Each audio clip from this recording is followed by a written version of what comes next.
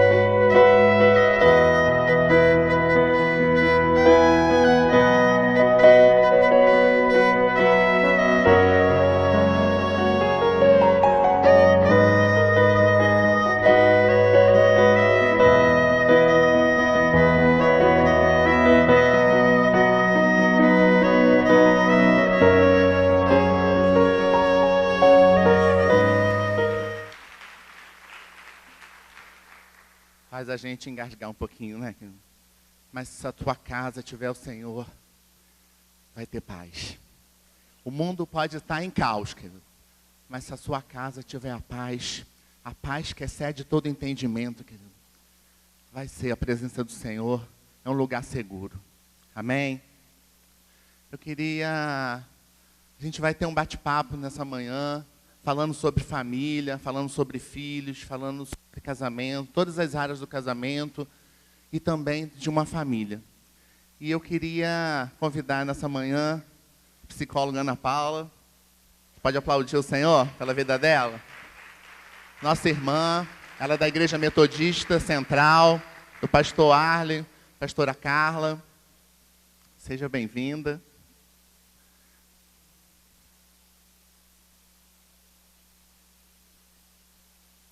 Queria chamar nessa manhã também o Yuri, nosso irmão. Ele é bacharel em teologia, ele é bacharel em direito. Nosso amigo também.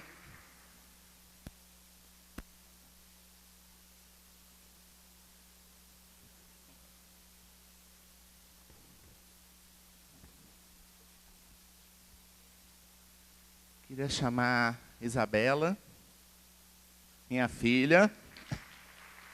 Ela vai estar estudante, ela vai estar representando os filhos nessa manhã. Queria chamar a esposa mais linda do mundo, Leila. Ela vai estar conduzindo nessa manhã esse bate-papo. Creio que Deus tem algo para falar aos nossos corações nessa manhã. Amém? Você pode fechar os teus olhos, querido? Vamos orar mais uma vez? Senhor, nós entronizamos o teu nome nessa manhã. Nós levantamos aqui um altar de adoração nessa manhã. Tu és bem-vindo nesse lugar, Espírito Santo.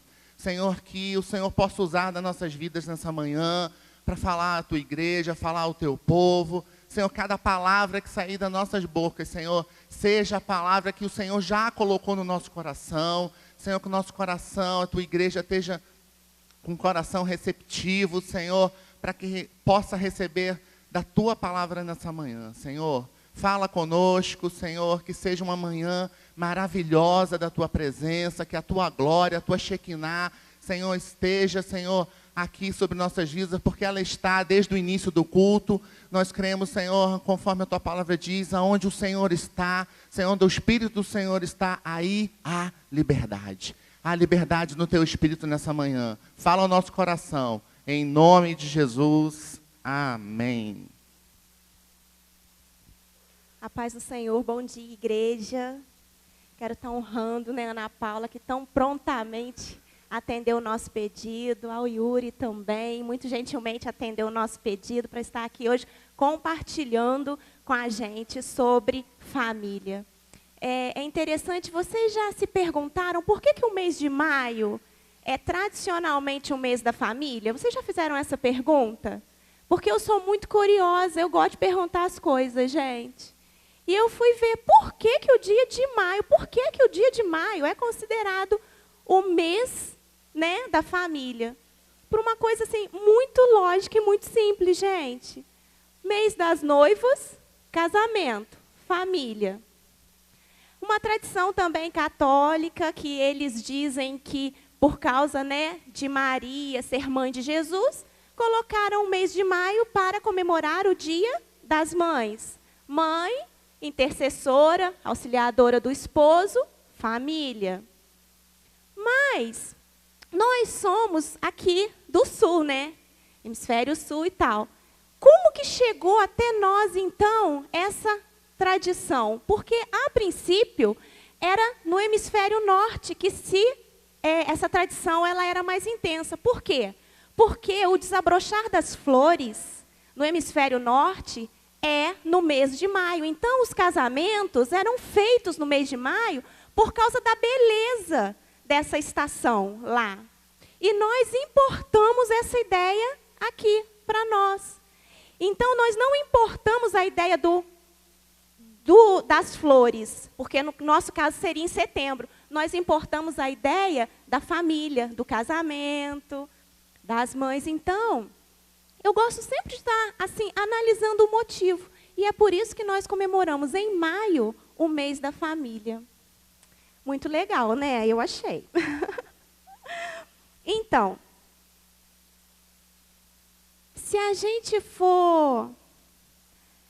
Eu procurei um capítulo da Bíblia que falasse assim, bem para a família, e são muitos. Mas eu quis trazer para nós nessa manhã, que é o Salmo 127. O Salmo 127 é um salmo maravilhoso, é um salmo assim que fala da família em todas as suas áreas. Fala da família na questão, se o Senhor não edificar a casa, em vão trabalham aqueles que edificam. Ou seja, se o Senhor não for o centro, é em vão todo um trabalho, toda uma luta pelo seu lar. Se a questão, né, da proteção, se o Senhor não guardar, fica desprotegido. A questão dos filhos, feliz, né, os filhos são flechas na mão do soldado do Senhor, felizes aqueles que têm as suas flechas, os seus filhos, no dia assim da batalha, terão muitos para guerrear. O Salmo 127 é muito lindo a respeito da família, depois vocês meditem nele. Mas eu queria deixar mesmo o versículo 1 que diz assim: se o Senhor Deus não edificar a casa, não adianta em nada trabalhar para construí-la. Então a gente precisa entender que o Senhor precisa ser o nosso alicerce. Ele sendo o nosso alicerce, não é que nós não vamos ter problemas, mas com certeza a gente vai conseguir ultrapassar, a gente vai conseguir superar esses problemas. E eu queria começar agora esse bate-papo perguntando para o Yuri, porque o Yuri é recém-formado e ele, assim, nessa questão assim, de família, tem tido muitas indagações, né, Yuri, do que é família, como estão as famílias, e houve muita mudança também, porque a gente percebe nos dias atuais que muitas famílias perderam aqueles valores antigos, aqueles valores passados, aqueles valores que são importantes, que não deveriam ter sido perdidos. O que você diz que é família hoje? Como que você entende por família hoje?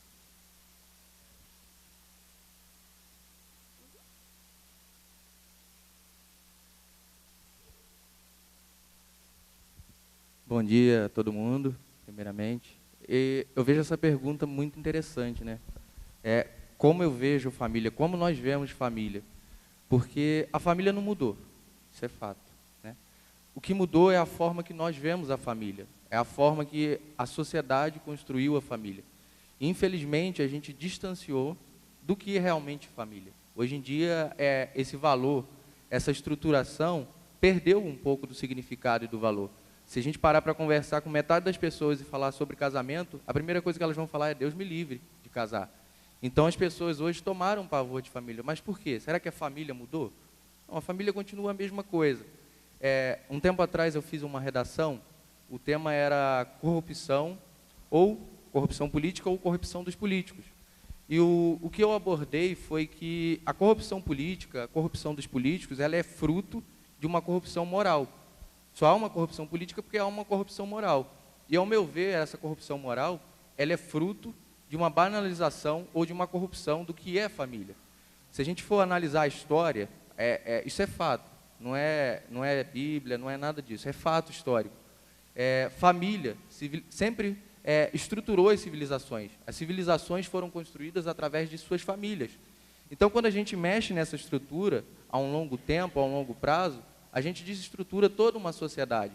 A gente entra em uma crise moral, crise política, crise econômica. Então, a gente vê que a família, ela é base de todas as coisas. Gênesis, o livro de Gênesis, ele nos ensina algumas coisas interessantes. Ali, logo nos primeiros capítulos, Deus criando todas as coisas, Deus cria o universo, Deus cria a lua, Deus cria o sol, Deus cria os animais, Deus cria o Adão, e Deus se relaciona com a sua criação, Deus se relaciona com Adão. Mas é interessante que Gênesis, ela fala que Deus viu que o homem estava só. Mas como estava só se o próprio Deus se relacionava com Adão? O que Moisés quis dizer com isso? Isso significa que o homem estava só de um igual. O homem tinha um superior, que era Deus, e tinha os inferiores, que eram os animais, mas não tinha o igual. E o que Deus faz? Deus cria a Eva e institui a primeira família. Então, se o próprio Deus instituiu a família, quem somos nós para mexer nessa estrutura?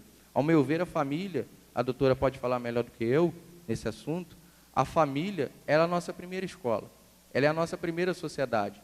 É ali que nós formamos o nosso caráter, é ali que nós formamos os nossos sentimentos, é ali que nós formamos os nossos valores, é ali que nós aprendemos a amar, é ali que nós aprendemos a dar valor às coisas, a ter responsabilidade. Então, a família, ela é sim a nossa estrutura e nós não temos o direito de mexer nessa estrutura, porque se nós mexemos nessa estrutura, nós abalamos toda a sociedade.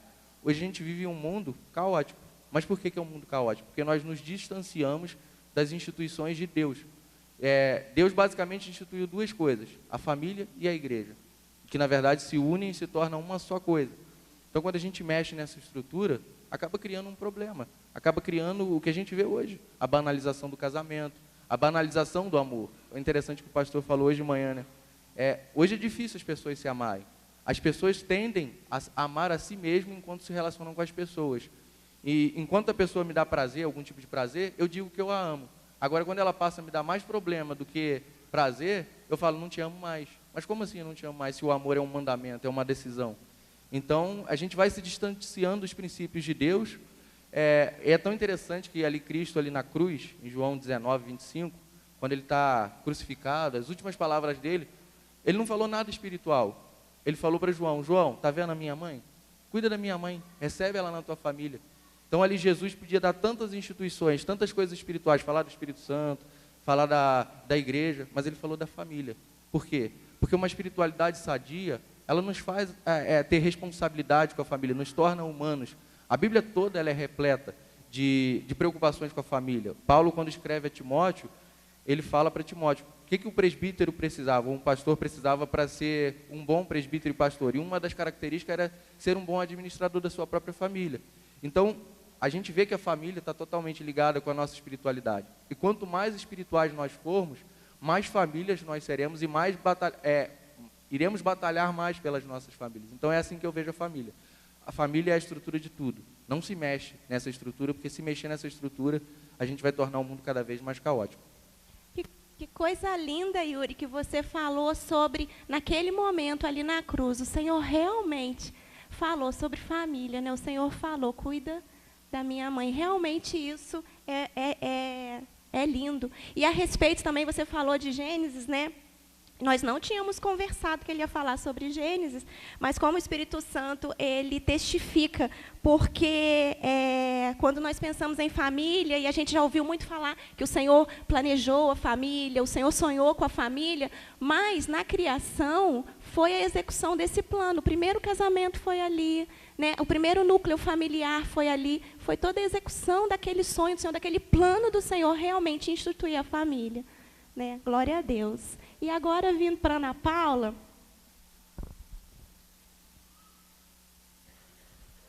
Ana, o Yuri falou, né, a questão de família, como que é a família, como que é a instituição família.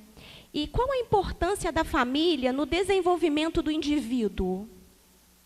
Então, queria saudar a igreja, né, com a graça e paz do Senhor, agradecendo o convite do pastor Cláudio, da irmã Leila, pastor Bruno. Eu tive o privilégio de ser batizada por ele há uns anos atrás. É um prazer estar aqui falando sobre um tema tão importante e tão banalizado socialmente hoje em dia. E falar de família é falar de organismo. A família, ela é um organismo em constante movimento, né? A gente pega alguns teóricos que vão falar sobre instituição familiar, que também não está errado, mas eu gosto de trazer o conceito de organismo. Vamos pensar num organismo que exerce funções e papéis e está em constante movimento, né? A família, a importância da família para o indivíduo, o irmão acabou de falar muito bem. O primeiro conceito de sociedade que um ser humano tem é na família. Ele conhece o ser social através dos relacionamentos familiares que ele tem em casa. Ser indivíduo numa família é um ser que está num organismo onde ele exerce um papel como filho, os pais exercem outros papéis E as figuras colaterais, os parentes, os avós, os primos e os tios exercem outros papéis. Isso está em constante movimento. Estar inserido em uma família é conhecer princípios e valores e regras. É a partir desse relacionamento de afeto, de acolhimento, que a gente entende que uma família funcional, né, que é uma família realmente que estabeleceu que quer um crescimento, que os filhos fazem parte desse sonho, dessa completude. Existe o acolhimento, existe a transferência de afeto, existe o desenvolvimento, mas existe a cooperação, existe ali o conhecimento de valores e normas, existe ali a ideia do cuidado e da proteção. Toda mãe aqui já passou por isso, quando está amamentando o seu bebezinho, ele segura aqui a questão da confiança, conforme ele vai crescendo, ele já não segura tanto, até que um dia ele já não precisa segurar. Então, o conceito de confiança, de afeto, de cuidado, de proteção, para o indivíduo começa na relação familiar e, assim, ele vai adquirindo autonomia, ele vai adquirindo independência no sentido de se conhecer como sujeito, porque os pais estabelecem que ele faz parte da família, mas ele é um indivíduo.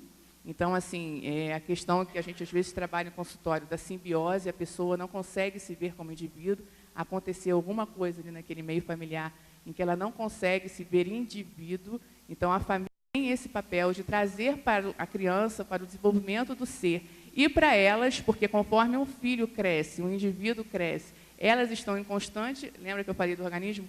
Em constante movimento e crescimento, e é importante saber que esse indivíduo vai crescer, e esses valores que nós levamos para eles, de cuidado, de proteção, de afeto, de imunidade, sim, mas não de impunidade. Existe, sim, a questão da responsabilização, que começa dentro da educação familiar. Nós temos os atos, e os atos errados geram consequências, sim. Então, assim, a família gera e transfere para esse indivíduo todos esses conceitos nesse organismo vivo em constante movimento, né? Quando a gente fala hoje de imunidade e impunidade, o irmão falou ali em corrupção, muito bem. A Lava Jato pode estar dentro da minha família ou dentro da família da gente. Porque esse conceito da impunidade, muito mal visto por algumas pessoas, dentro do clã familiar, dentro desse organismo vivo, trazer a responsabilização de um ato para uma criança, para um adolescente, para um jovem que está em constante desenvolvimento, é tão fundamental quanto a alimentação, quanto os cuidados básicos. Nós precisamos, nesse tempo, enquanto família cristã, trazer de volta esse conceito. É muito comum em consultórios, o meu público de consultório é de 90% de cristãos. E muitos cristãos não entenderem o conceito, o conhecimento do pecado, porque não conhecem, não aprenderam a trabalhar, não conheceram a responsabilização pelos nossos atos.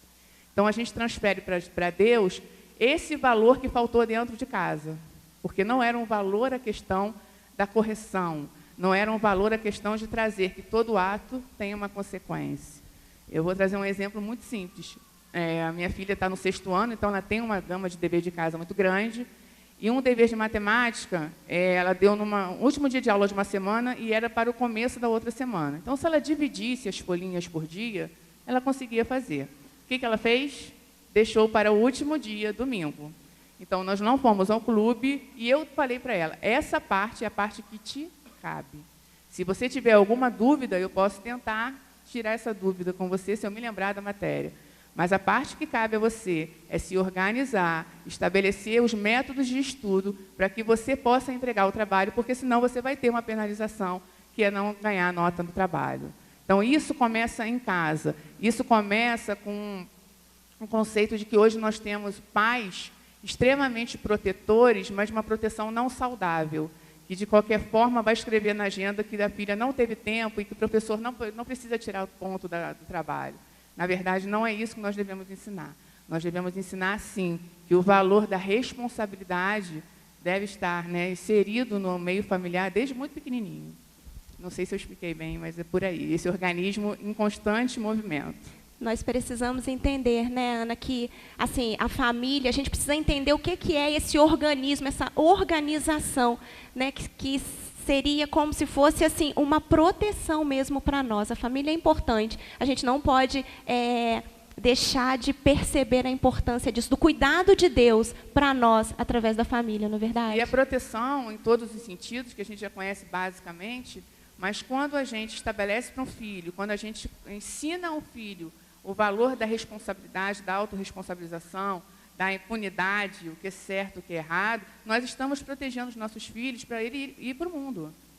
Né? Porque ele vai exercer um cargo lá fora, ele vai exercer uma função, ele vai trabalhar, ele vai estabelecer outra família, ou seja, que valores ele está levando para esse casamento, que aí é um encontro de valores, né? Ou desvalores. Então, assim, faz parte do ambiente familiar passar esses princípios. Isabela, você é uma adolescente, uma jovem, né? Agora, inserida numa geração que, assim, se estabeleceu poucos limites, como a doutora Ana Paula falou, às vezes, de não deixar assim impune, de não deixar de corrigir, de não deixar de falar o não. E eu queria que você falasse sobre isso, porque você foi uma filha que recebeu muitos nãos. Eu queria que você falasse, tanto para essa geração de jovens, de filhos, quanto para os pais também, até que ponto o sim é importante e até que ponto o não foi fundamental na sua vida. Amém. A paz, igreja. Essa questão do sim e do não é algo muito interessante, porque às vezes a gente vê e parece até um pouco de tabu, né? E a gente pode trazer isso num exemplo bem simples. Muitas vezes os pais passaram ou por uma dificuldade financeira ou por uma situação assim, mais difícil, e eles querem privar isso aos filhos. Tipo, eu passei por isso e eu não quero que meu filho passe por isso. Sei lá, quando eu era pequena eu queria uma boneca, meus pais não puderam me dar essa boneca e eu quero comprar essa boneca para minha filha. Ok, sem problema. Só que tudo que é em excesso acaba estragando. E muitas vezes o excesso da atenção, ou às vezes a falta, não tem como você tem que estabelecer um meio aí. Não pode ser o extremo de um lado e nem do outro. É muito interessante, porque essa questão do não, eu já tive muitos nãos, como minha mãe falou, e isso veio moldando o meu caráter. O não dos pais molda o caráter dos filhos. E uma vez, eu lembro isso, a gente estava até conversando ontem, eu lembro disso como se fosse, tipo, hoje de manhã. Eu tinha um vestido que eu amava, aquele vestido. E eu falei assim, eu vou domingo na igreja com esse vestido. Só que como eu era uma criança mais fortinha, ele ficou meio curto. E o meu pai falou, sobe e troca esse vestido. Na hora, a gente fica, não, pronto. Mas depois, tipo, uma meia hora depois, a gente vindo para a igreja, o Espírito Santo veio falando comigo. Realmente, o meu pai estava certo. E hoje, quem eu sou é por causa dos nãos do meu pai e da minha mãe. Esses nãos vieram moldando o meu caráter. Hoje, o caráter de Cristo, a semelhança, né, com Cristo, vem a partir dos nãos da família. Se você, assim, sei lá, agora eu vou falar um pouco mais para os adolescentes, né, os jovens. A questão da gente querer, às vezes, ir para uma festa, ir para, sei lá, uma festa, uma casa de algum amigo, e o pai chega e fala assim, cara, não vai. Aí a gente pega o quê? A gente faz o quê? Chuta o balde. Que não sei o quê. É cuidado. A Bíblia diz que o Senhor nos corrige porque Ele nos ama. Então, a correção é uma prova de amor. E eu vejo muito isso hoje, a falta desse não. Porque nós vemos tantas pessoas sem caráter. Porque nós vemos tantas pessoas, fazendo coisas erradas. Porque esse não precisa estar dentro da família. Os pais precisam corrigir. Você amar não é sinônimo de você deixar tudo. Você amar é você querer sempre o bem daquela pessoa. Com o quê? Com os nãos também. O sim, mas os nãos também. Eles são fundamentais. E e o Senhor, né, por diversas vezes, ele diz não também para nós. E isso é o quê? Isso é cuidado, isso é zelo, né? Yuri, a respeito das leis mesmo, nós sabemos que existem leis no Código Civil específicas para o assunto família. Como estão essas leis? A favor ou contra a família cristã? E elas são coerentes às leis de Deus? Acho que hoje a gente vive um dos maiores momentos de instabilidade no ordenamento jurídico. Não digo nem da parte técnica como uma instabilidade principal. Eu digo realmente daqueles que nos representam. Porque como a lei ela é formada no Brasil, ela é formada ou pelos nossos deputados estaduais ou federais, pelos senadores, ou pelo presidente, ou por qualquer um do povo. Aí essa lei vai para a casa dos deputados é votada, sobe para a casa dos senadores e depois sobe para o veto, para a assinatura do presidente. Então, pegando um gancho da primeira pergunta, quando há uma instabilidade moral e familiar, a gente acaba legislando em prazer próprio. A gente não legisla em bem comum. Então, hoje, aqueles que nos representam, boa parte deles, infelizmente, se corromperam. E legislam e criam leis a partir dessa corrupção, dessa imoralidade. Eu estava lendo há um tempo atrás uma reportagem com o senador Magno Malta. Ele diz que existem aproximadamente 857 projetos de leis que, de certa forma, ferem a família ou os princípios cristãos. Meu Deus, quantos? 857 leis, projetos de leis. Gente, vamos orar? Não é possível. Imagina, que ferem a família. Pelo amor de Deus, gente, vamos despertar. Tudo que Deus criou é bom e perfeito. Deus criou a família, que nem a gente falou. Deus instituiu o homem, instituiu a mulher, instituiu a família e criou os limites, as leis, criou os papéis. O homem tem um papel dentro da família, a mulher tem um papel dentro da família, os filhos têm um papel dentro da família. Só que a responsabilidade de criar o ordenamento social é do homem. O homem criou as leis, o homem criou os prédios, o homem criou as formas de nós nos relacionarmos. E aí que mora o problema. Por muito tempo, houve uma desigualdade de direito entre homens e mulheres. As mulheres, por muito tempo, tiveram seus direitos cerceados. Os homens eram, por mais que nós sejamos autoridades que nem a Bíblia fala, por muito tempo usou-se dessa autoridade para ser abusivo. E na Constituição de 88, algumas coisas foram corrigidas, graças a Deus.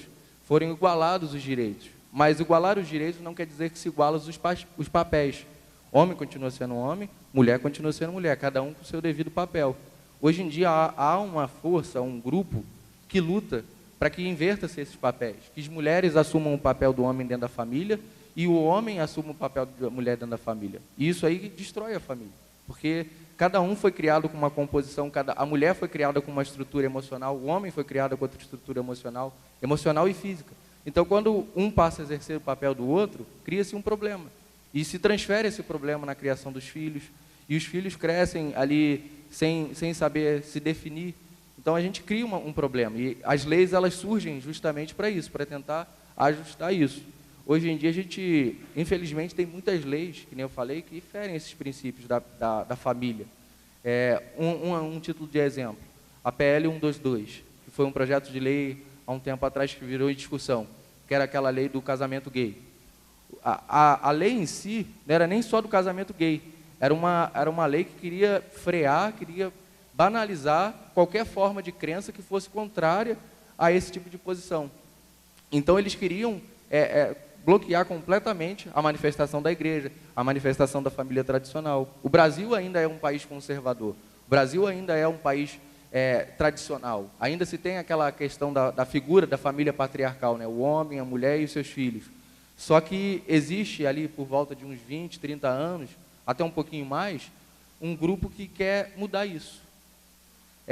Antigamente, cria-se que a forma de se tomar o poder era por guerra, mas depois passaram a entender que a melhor forma de se tomar o poder é tomando a mente das pessoas. Então, aonde que eles estão atuando? Nas escolas. Nas nossas crianças, desde os 5, 4 anos, é ali que eles começam a incutir na mente das crianças esses princípios contrários à vontade de Deus. Há pouco tempo, não sei se vocês acompanharam na mídia, uma batalha que foi travada no judiciário por distribuição de kits gays na escola. E o kit gay, o que ele consistia? Ele consistia em dizer que ninguém nasce homem e ninguém nasce mulher. É com o tempo que isso aí a pessoa vai descobrindo, vai se desenvolvendo e a própria sociedade vai definir o que é homem e o que é mulher.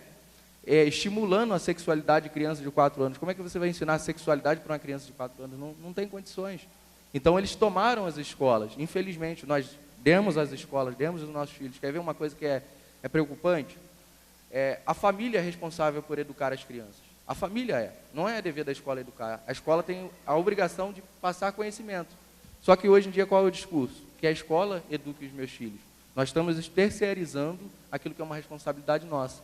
Então, a escola ela acaba assumindo um papel que é do pai. E, infelizmente, eles não vão fazer com o mesmo zelo que um pai e a mãe fariam. Eles vão fazer da forma que eles entendem bem. Infelizmente, nas escolas, eu posso falar porque eu passei por lá, existe um teor muito grande de doutrinação. Doutrinação essa que não tem nada a ver com o Evangelho, não tem nada a ver com a Bíblia. É pelo contrário, é justamente o contrário do que a Bíblia ensina para a gente. Perdeu-se tanto a autoridade dos pais, tira-se a autoridade dos pais, a autoridade dos professores, e tem diversas outras leis que a gente pode citar, né? A lei tem um projeto de lei para liberar a maconha. Eu trabalho em um centro de reabilitação, no Cairós, e eu vejo o que isso traz e destrói a família, como isso é prejudicial à família. Então, todas essas leis estão para ser votadas no nosso ordenamento jurídico. O divórcio, o próprio divórcio abriu um precedente terrível. Ele criou a possibilidade de fazermos do casamento um teste. Eu caso hoje, se não der certo eu me divorcio, e amanhã eu vou e caso de novo. Então, quantas pessoas aí com 5, 6, 7 casamentos, e indo para o 8º? E isso causa uma instabilidade na sociedade. E uma incoerência com a palavra do Senhor, né? Exatamente. Porque ele vem falando o que é saudável, né? O que é bom, o que é de proteção, e o ser humano vai se distanciando disso. Agora, o problema todo é quando o cristão, a família cristã, ela não usa das leis do Senhor, da palavra do Senhor para isso. Você citou algo, e a Ana Paula também vai estar falando sobre isso, sobre essa questão também das emoções, né? A questão do pai, relacionamento do pai. Pai, você tem buscado conversar com os seus filhos o que é que eles estão aprendendo na escola? Vocês estão procurando conversar com os seus filhos, sabendo se eles estão felizes na escola? Se está acontecendo alguma coisa na escola, presta atenção, ouve o seu filho. Para um tempinho, você não vai gastar seu tempo, você vai economizar problema, prestando atenção. Como que o seu filho está na escola? Esses dias um primo meu chegou em casa com uma atividade da escola. E a atividade foi ali perto da época da Páscoa, e a atividade dizia que Cristo tinha nascido de um ovo. A professora passou isso para ele. Cristo tinha nascido de um ovo e que na Páscoa Cristo dava ovo de Páscoa para os discípulos dele. Não, gente, é uma comédia, né? Realmente, eu vou te falar, assim, seria cômico se não fosse triste, né? Porque eu acho que eu ia até chorar se a minha filha chegasse em casa falando que Jesus nasceu do ovo, gente. Tem misericórdia. Esses dias eu estava lendo uma notícia no Brasil. Lá fora na Europa já tem, né? No Brasil. Foi oficializada a primeira união poliafetiva em São Paulo. Explica pra gente. A união poliafetiva é o quê? É um homem ou uma mulher e 2. Hoje, legalmente falando, o casamento é um homem e uma mulher. Mas, no estado de São Paulo, já foi legalizada uma união estável. Não é o casamento ainda. Mas, na Constituição Federal, tem um artigo 226, se eu não me engano, ele diz que todo cartório deve facilitar a conversão de união estável em casamento. Foi assim que a gente teve a legalização do casamento gay no Brasil. Começou através de união estável, aí no estado de São Paulo, um cartório realizou um casamento gay e abriu precedente para todos os outros estados. E hoje é legalizado o casamento entre pessoas do mesmo sexo. E começou também em relação poliafetiva. E se a gente não der um basta nisso, aonde a gente vai chegar, né? Vamos orar. Vamos orar. Ana, a gente falou, né, da questão afetiva, do relacionamento com os pais, do cuidado, disso tudo que a gente precisa ter na família. Mas a gente entende que no ambiente familiar não é difícil encontrar quem já tenha passado por descontroles emocionais, como raiva, na birra de um filho, por exemplo, né? Vem aquela explosão de raiva, né? A tristeza na desobediência, numa traição, enfim. O ciúme também, às vezes, dentro tem assim, destruído. Né? O ciúme tem destruído muitos relacionamentos, tanto nas amizades, quanto principalmente dentro de casa. Nós temos até ciúme entre os irmãos, por exemplo. Né? Por que essas atitudes, Ana, são tão prejudiciais para a família? Então, porque na família, como eu falei anteriormente, nesse organismo, é que nós conhecemos o conceito de saúde emocional. Né? Então, os princípios de confiança, de cuidado, de proteção e de afeto faz com que nós aprendamos, porque o nosso cérebro aprende a todo tempo, aprendamos o que é uma saúde e um bem-estar emocional. Quando a gente tem um ambiente familiar em que há esse descontrole, muita raiva, divisão, porque separação é divisão, né? Divórcio é divisão, ambientes hostis, traz uma instabilidade emocional, traz um desconforto emocional, faz com que tudo que aprendemos, ou se não estiver bem estabelecido, os valores de confiança, de cuidado, se rompam. Né? Então, assim, o indivíduo, a criança, ou seja, o ser ali em desenvolvimento, que participa dessas famílias disfuncionais, com grandes doses de raiva, de hostilidade, de agressividade, porque muitas vezes nós vivemos hoje a violência, que eu digo a violência emocional. Às vezes não tem a violência física, mas a violência verbal e emocional está entranhada naquele ambiente familiar. Faz com que o indivíduo perca a referência de cuidado, proteção e confiança. Então, para o ser em desenvolvimento, essas noções, esses valores de proteção e cuidado, confiança, afeto, que são transmitidas na relação desse organismo, faz com que a criança se fortaleça, o indivíduo se fortaleça emocionalmente e vá se desenvolvendo. Quando eu tenho muitas situações de agressividade, de medo, imagina você viver um medo, se meu pai chegar, de repente, alcoolizado, vai ter uma situação de agressão. Então, a criança já vive com medo, já vive numa eterna apreensão. Eu já atendi crianças que falam assim, muito bom quando o papai não está em casa. Porque triste. Não tem aquela situação de agressividade, de violência.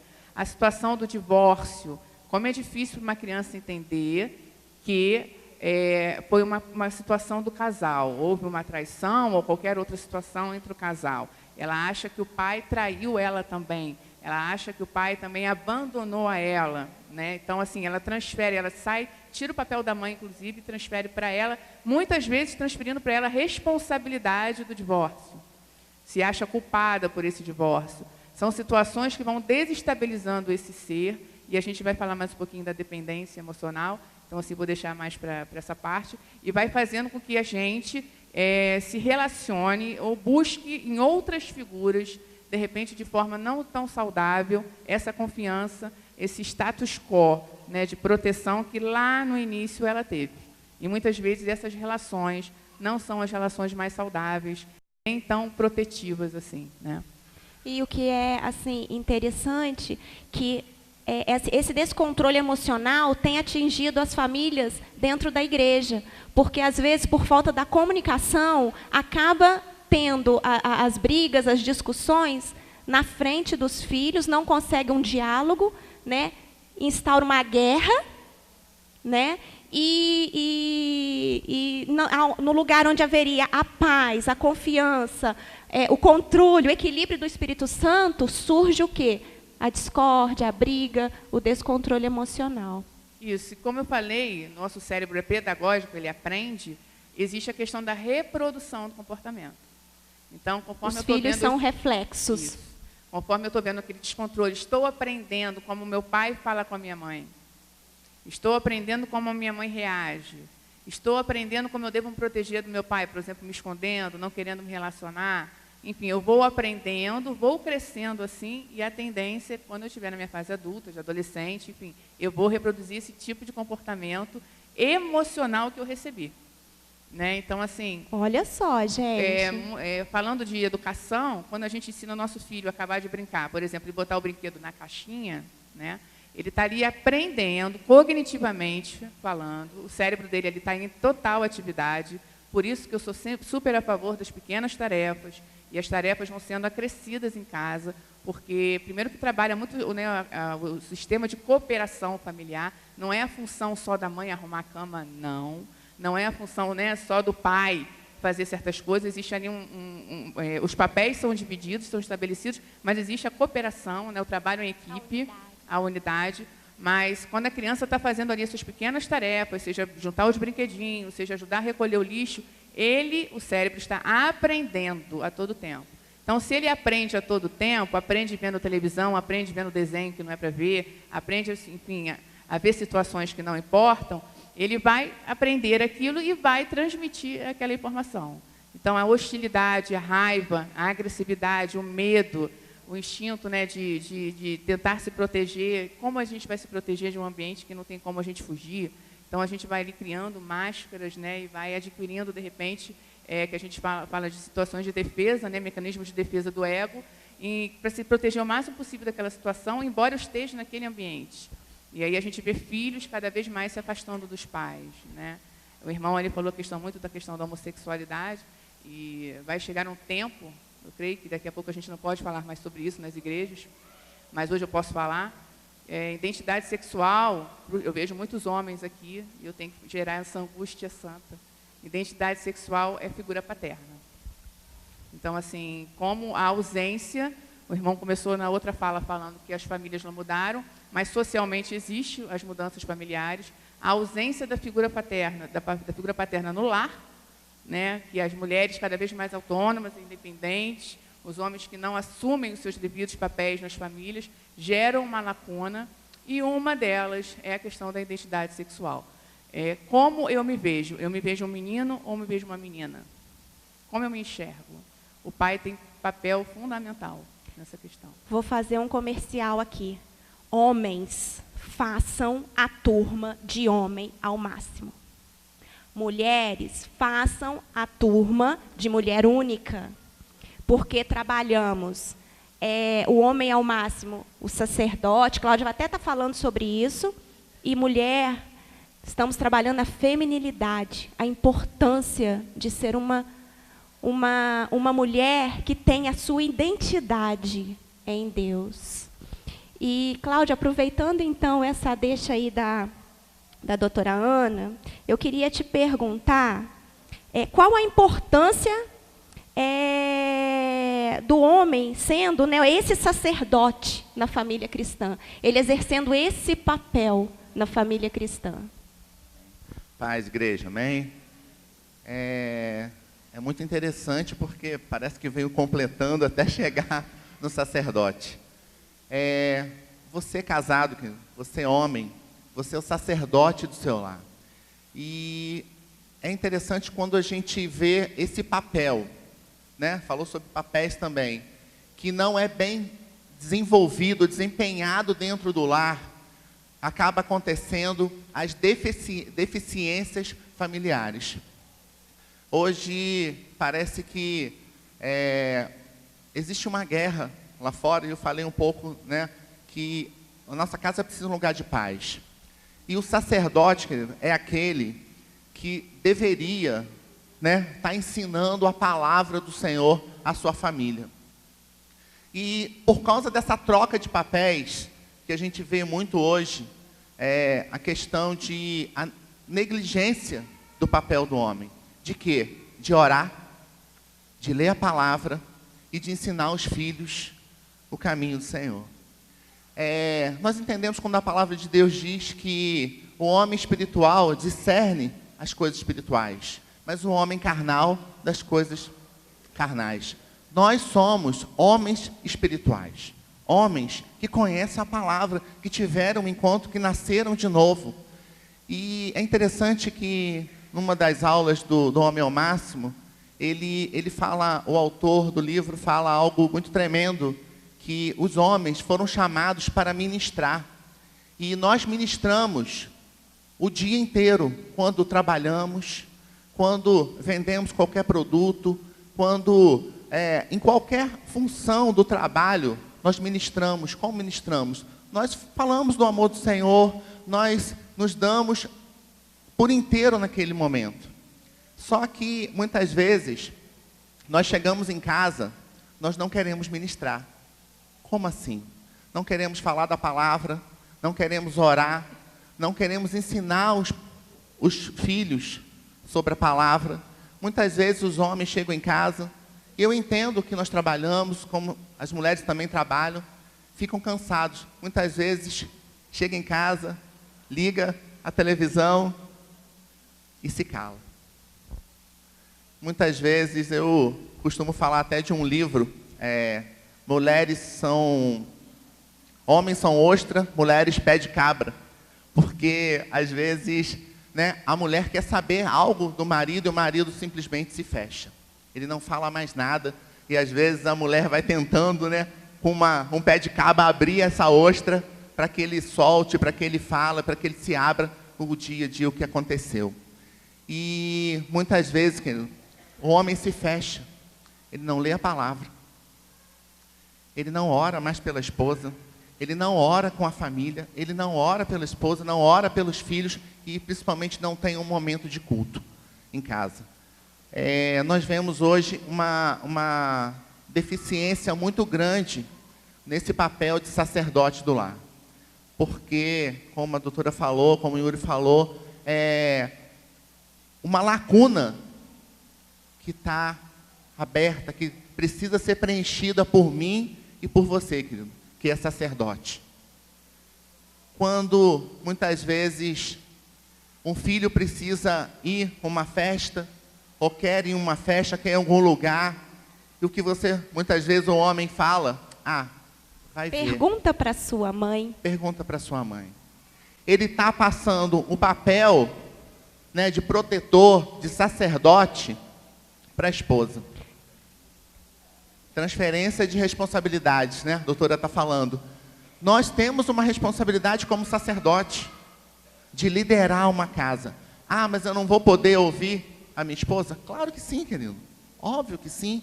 Deveria. Mas você entenda que a liderança da sua casa cabe ao homem.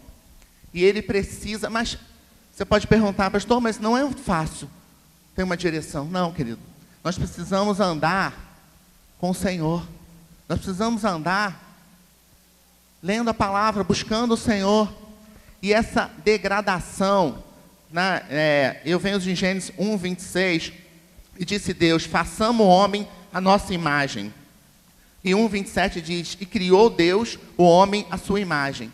Essa imagem, por causa do pecado, ela vem se degradando, se perdendo os papéis.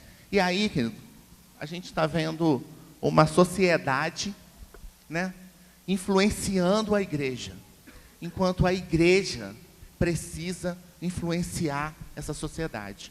E a gente tem perdido muito esse papel como sacerdote. Um exemplo as turmas de mulher única. São 3 turmas de mulher única. Amém? Nós temos uma turma de homem ao máximo. Quando você vai falar, querido, numa turma, ou até na escola dominical, sobre um curso para homens, a primeira coisa que ele vai falar, eu não preciso.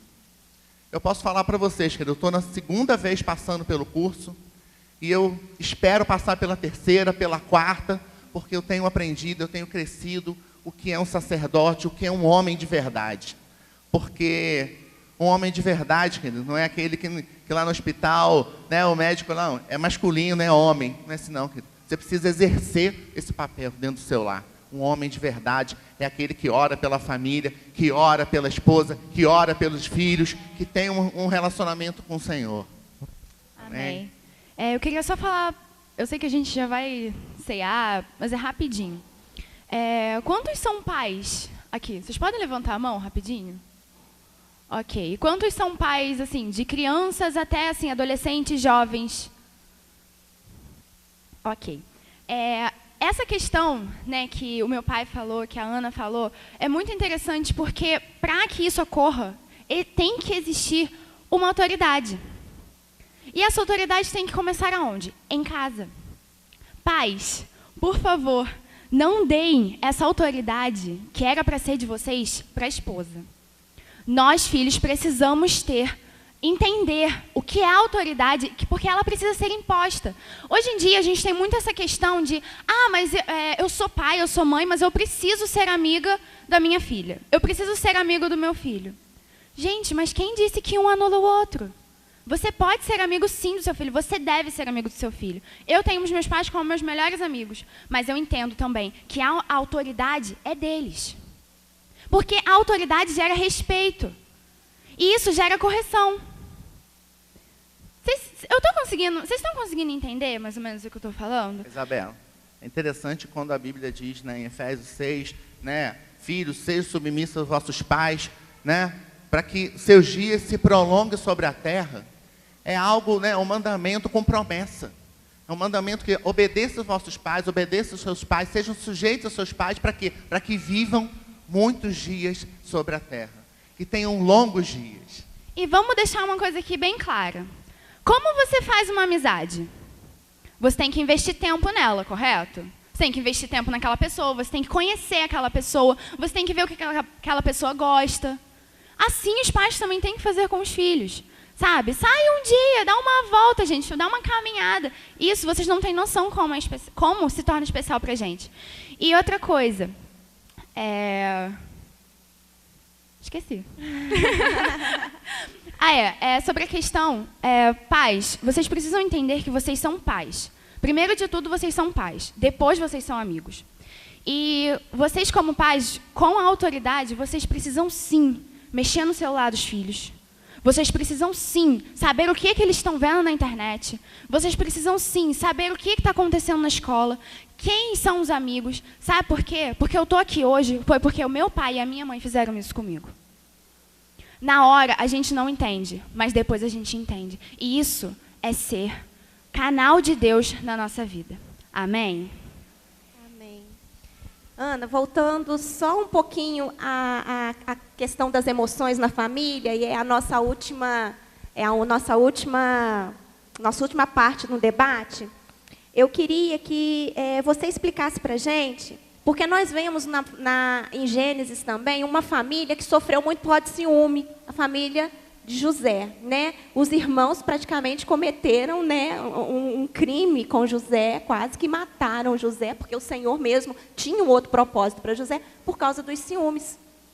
Então, eu queria que você explicasse para a gente, nesse caso, ciúme na família, até que ponto é dependência emocional, até que ponto é falta de maturidade, porque eu me lembro quando a Isabela era pequenininha, que a gente assistia a nossa filmagem do casamento, e ela começava a chorar, ela chorava muito porque ela não tinha maturidade de entender por que ela não foi a minha dama.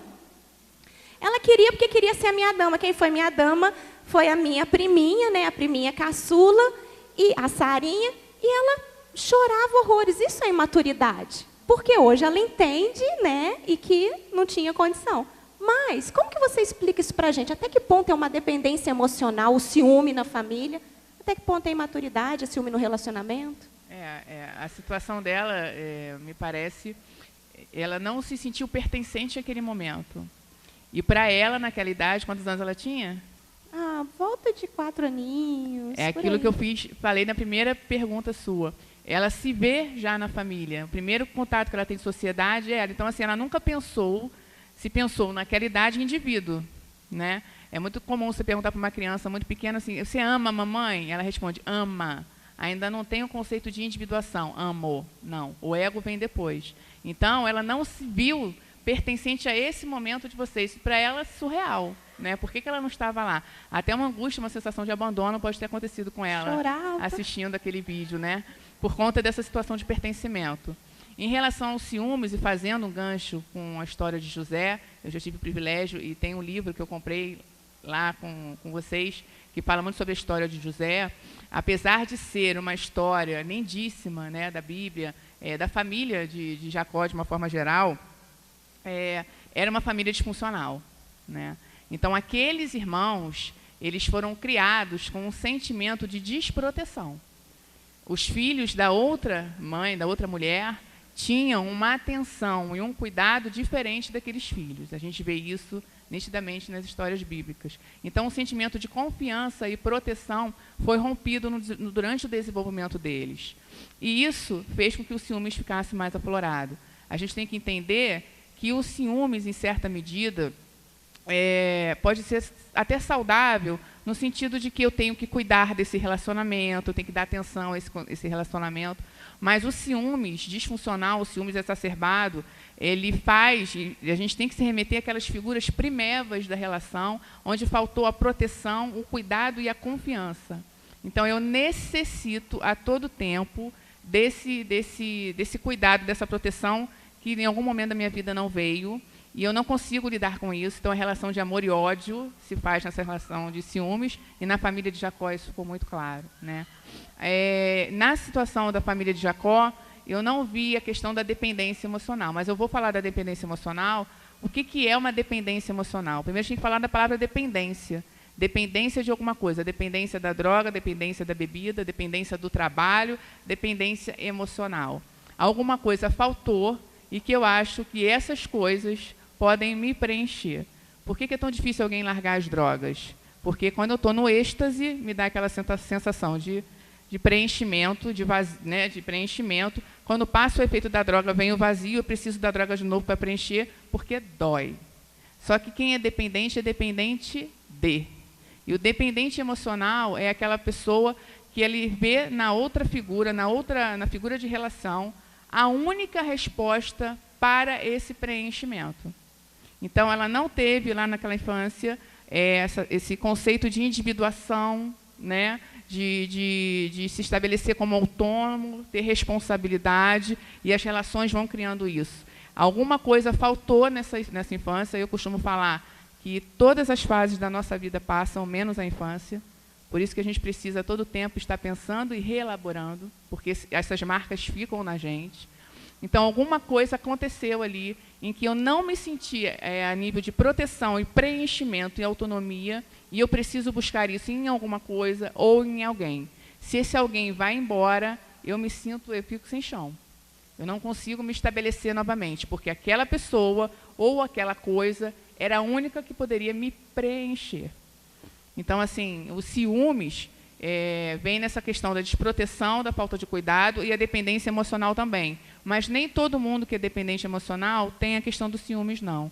É bom a gente deixar isso bem claro, né? Como a gente tem sempre que falar da dependência emocional, lembra primeiro da palavra dependência. Eu dependo daquilo para me preencher.